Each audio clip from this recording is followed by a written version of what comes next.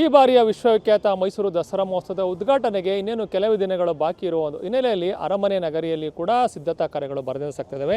ಇನ್ನು ದಸರಾ ಮಹೋತ್ಸವದ ಸಂದರ್ಭದಲ್ಲಿ ಮೈಸೂರಿನ ಒಂದು ಕುಪ್ಪಣ್ಣ ಉದ್ಯಾನವನದಲ್ಲಿ ದಸರಾ ಫಲಪುಷ್ಪ ಪ್ರದರ್ಶನವನ್ನು ಆಯೋಜನೆ ಮಾಡಲಾಗುತ್ತೆ. ಇದಕ್ಕಾಗಿಯೂ ಕೂಡ ಸಕಲ ಸಿದ್ಧತೆಯನ್ನು ಮಾಡಿಕೊಳ್ಳಲಾಗ್ತದೆ. ಇಲ್ಲಿ ಸಾವಿರಾರು ಗಿಡಗಳನ್ನು ಇಲ್ಲಿ ತಂದು ಪೋಷಣೆ ಮಾಡುವ ಮುಖಾಂತರ ದಸರಾ ಉದ್ಘಾಟನೆಯ ಒಂದು ಸಮಯಕ್ಕೆ ಅವು ಹೂವನ್ನು ಬಿಡುವಂತೆ ನೋಡಿಕೊಳ್ಳಲಾಗ್ತದೆ. ಈ ಒಂದು ಕಾರ್ಯದಲ್ಲಿ ತೋಟಗಾರಿಕಾ ಇಲಾಖೆಯ ಸಿಬ್ಬಂದಿಗಳು ಭಾಗಿಯಾಗಿದ್ದಾರೆ.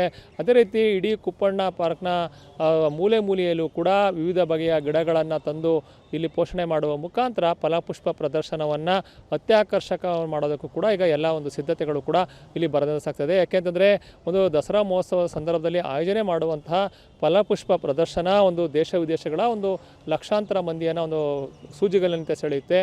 ಇದೇ ಒಂದು ಕಾರಣದಿಂದಾಗಿ ಫಲಪುಷ್ಪ ಪ್ರದರ್ಶನವನ್ನು ಈ ಬಾರಿ ಅರ್ಥಪೂರ್ಣವಾಗಿ ಮಾಡೋದಕ್ಕೂ ಕೂಡ ಸಿದ್ಧತೆಗಳು ಇಲ್ಲಿ ಸಾಗ್ತಿದ್ದಾವೆ. ಒಂದು ಪ್ರತಿ ವರ್ಷದ ದಸರಾ ಮಹೋತ್ಸವದ ಸಂದರ್ಭದಲ್ಲೂ ಒಂದು ಆಯಾ ಕಾಲಘಟ್ಟಕ್ಕೆ ತಕ್ಕಂಥ ಒಂದು ಪ್ರಚಲಿತ ವಿದ್ಯಮಾನಗಳನ್ನ ತೆಗೆದುಕೊಂಡು ಹೂವಿನಲ್ಲಿಯೇ ಒಂದು ಅವುಗಳನ್ನ ಸೃಷ್ಟಿ ಮಾಡುವಂಥ ಕೆಲಸ ಕೂಡ ನಡೀತದೆ. ಈ ಬಾರಿಯೂ ಕೂಡ ಅದೇ ರೀತಿಯ ಒಂದು ಈ ಕಾಲಘಟ್ಟಕ್ಕೆ ಅಂದರೆ ಈ ಒಂದು ಕಾಲಘಟ್ಟಕ್ಕೆ ಸಂಬಂಧಪಟ್ಟಿರುವಂಥ ಪ್ರಚಲಿತ ವಿದ್ಯಮಾನಗಳನ್ನು ಇಲ್ಲಿ ಹೂವಿನಿಂದ ಜೋಡಣೆ ಮಾಡೋದಕ್ಕೂ ಕೂಡ ಸಿದ್ಧತೆಯನ್ನು ಮಾಡಿಕೊಳ್ಳಲಾಗ್ತದೆ.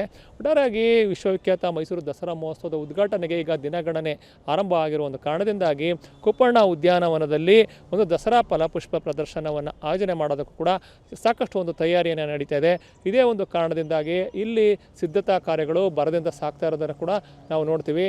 ಒಂದು ದಸರಾ ಮಹೋತ್ಸವದ ಉದ್ಘಾಟನೆಯ ಒಂದು ದಿನಕ್ಕೆ ಇಲ್ಲಿ ಫಲಪುಷ್ಪ ಪ್ರದರ್ಶನ ಒಂದು ಅಂತಿಮ ಒಂದು ಸ್ಪರ್ಶವನ್ನು ಪಡ್ಕೊಳ್ಳುತ್ತೆ ಅಂತ ಹೇಳ್ಬೋದು. ಒಟ್ಟಾರೆಯಾಗಿ ದಸರಾ ಮಹೋತ್ಸವದ ಸಂದರ್ಭದಲ್ಲಿ ಎಲ್ಲರನ್ನು ಸೂಜಿಗಲ್ಲಿನಂತೆ ಸೆಳೆಯುವಂಥ ಫಲಪುಷ್ಪ ಪ್ರದರ್ಶನಕ್ಕೆ ಇದೀಗ ತಯಾರಿ ಈಗ ಭರದಿಂದ ಸಾಗ್ತಾ ಇದೆ ಅಂತ ಹೇಳ್ಬೋದು.